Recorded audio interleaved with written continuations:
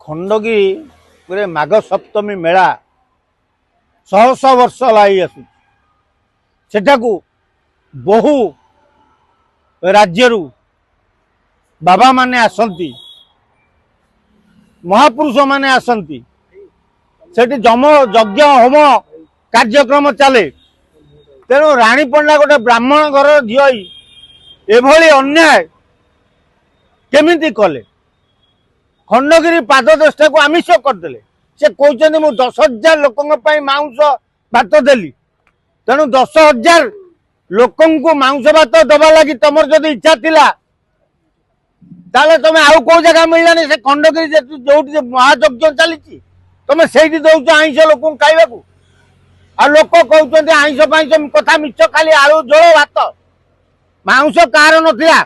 जहाँ थाली जो काटे मांस नहीं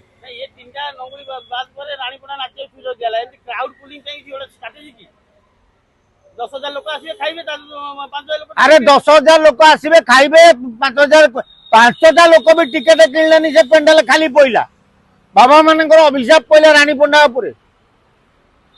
तो डालमा भात लोक खाइबा देल नहीं 10,000 लोक 20,000 लोक दौच दियो गोटे धर्म अनुष्ठान चलती तुम पैसा तुम दब से अनुष्ठान से जगह तुम आमिष कहीं कर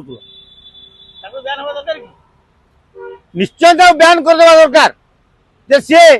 महापुरुष माने जो आसी सेठारे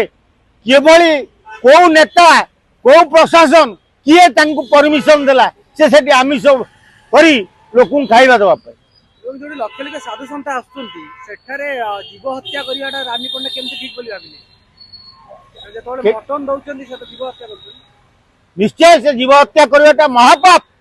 एड़े बड़ पाप करवा लगी किए परमिशन दे तेणु ब्राह्मण कूल जन्म ही तुम जान से कौन हुए माघ सप्तमी रे खंडगिरी पाददेश तेणु कान कामुड़ी जाइए बोल तो खंडगिरी ब्यान करा तेणु सी जुआर खासी काटिक आणतु से आमिष भोजन करवा लोक जी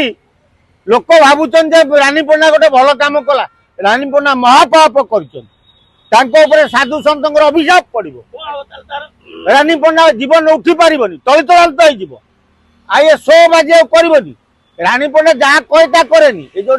जाऊँगी कहती आगे 5 लक्ष देली किए देखीच से लक्ष्य जहाँ देला कागज खंडक पैसा अच्छी कि नहीं